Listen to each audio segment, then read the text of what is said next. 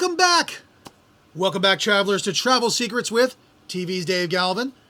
Today we're going to leave behind the sunshine, the cocktails, infinity pools. We're going to dive into a travel topic that's a little darker. But before that, I want to let everybody know that I'm going to start deleting some of the older podcasts that are on this feed because, well, I pay for X amount of space and I don't want to pay any more for any more space.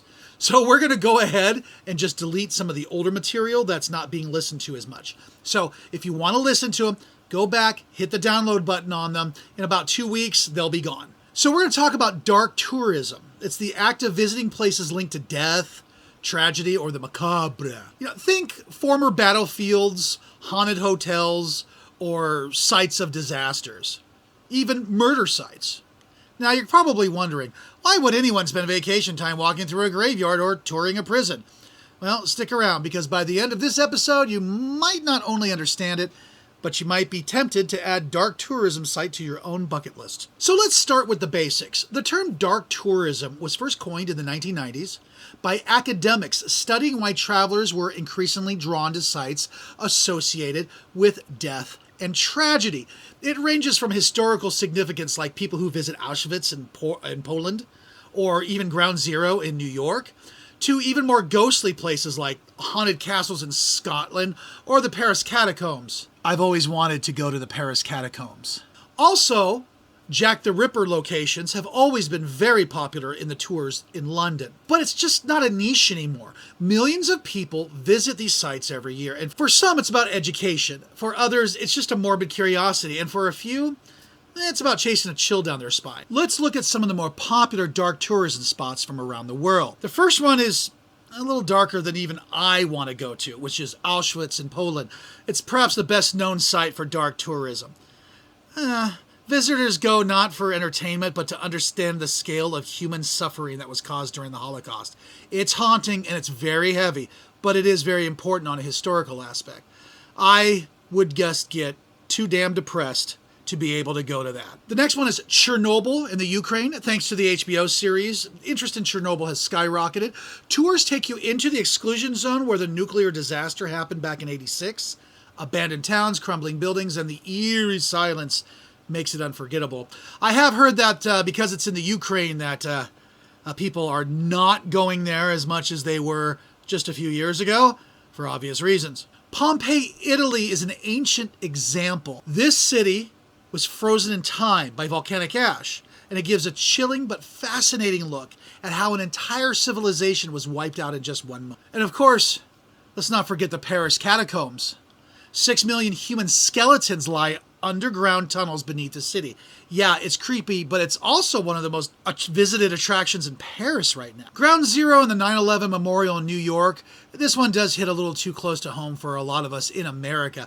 It's somber and emotional, but it helps visitors process history, and of course, people want to pay their respects. Other locations include the Hiroshima Peace Memorial in Japan, the site of the first atomic bomb, has a powerful museum and memorial. The Killing Fields of Cambodia, a sobering reminder of the Khmer Rouge genocide. Robben Island, South Africa. This is the prison where Nelson Mandela spent 18 years. Rwanda Genocide Memorial, honoring the victims of the 1994 genocide. Wounded Knee, South Dakota, USA, site of the 1890 Wounded Knee massacre of the Lakota Sioux. Hiroshima, Nagasaki bomb sites. Powerful memorials of atomic attacks. Banff Springs Hotel in Canada, historic luxury hotel with a famous haunted bride. The Tower of London, UK, home of countless executions with cemeteries of ghost stories. The Monte Cristo Homestead in Australia, said to be the most haunted house in Australia. Leap Castle in Ireland, known for its violent past and the elemental spirit. Salem, Massachusetts, famous for the 1692 witch trials. Dracula's Castle, or the Bran Castle in Romania. And of course, the famous Suicide Forest in Japan. Detroit's abandoned factories here in the USA. Urban explorers love these eerie relics. Centralia, Pennsylvania is a ghost town, still burning from an underground coal fire. An abandoned medieval hill town. The Orpheum Theater in New Orleans. It's restored now, but full of ghost legends. All right, so why do people go to these places? Why spend your vacation walking around sadness instead of just sipping margaritas on the beach?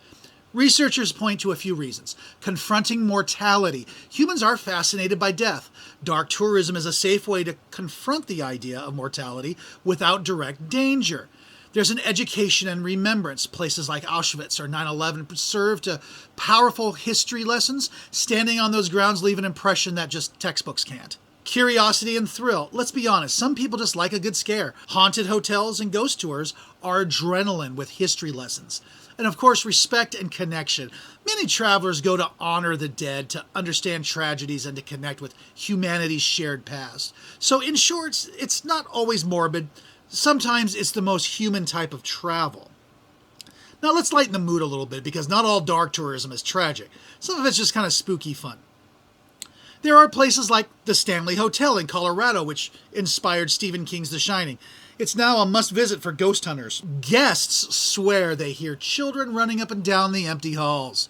Eastern State Penitentiary in Philadelphia, once home to Al Capone, offers nighttime tours that will give you goosebumps.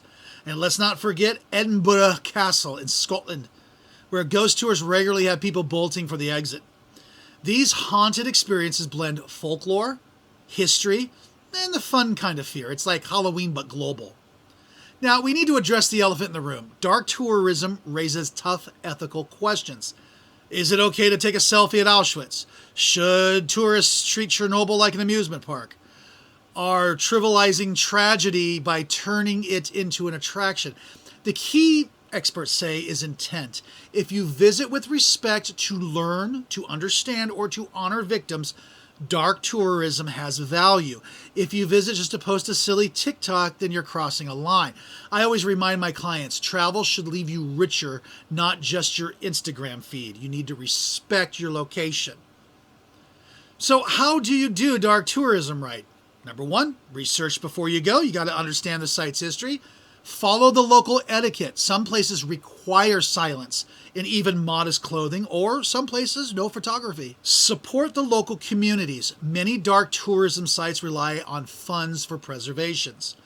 And reflect, don't just consume. Take time to think about what you've seen. Done right, these trips are some of the most meaningful you'll ever take. Here's a wild thought. As the world keeps changing, new dark tourism sites are emerging. Hurricane Katrina's aftermath in New Orleans has been turned into educational tours. Even COVID-19 memorials are being planned globally. And yes, I guarantee one day, people will sign up to visit Mars disaster sites because dark tourism follows wherever humans leave footprints. So why do people visit haunted, tragic, or downright spooky places? Because travel isn't just about the beaches and the cocktails. It's also about understanding life and history and even death. Dark tourism lets us honor the past, connect to humanity, and yes, sometimes just enjoy a good story. Whether you're planning a respectful visit to Auschwitz, a thrill-seeking night in a haunted hotel, or a walk through the Paris catacombs, remember, travel shapes us in all kinds of ways. This is TV's Dave Galvan reminding you, it's always time for your vacation. And sometimes that vacation takes you to the darker side of the world. We'll see you next week.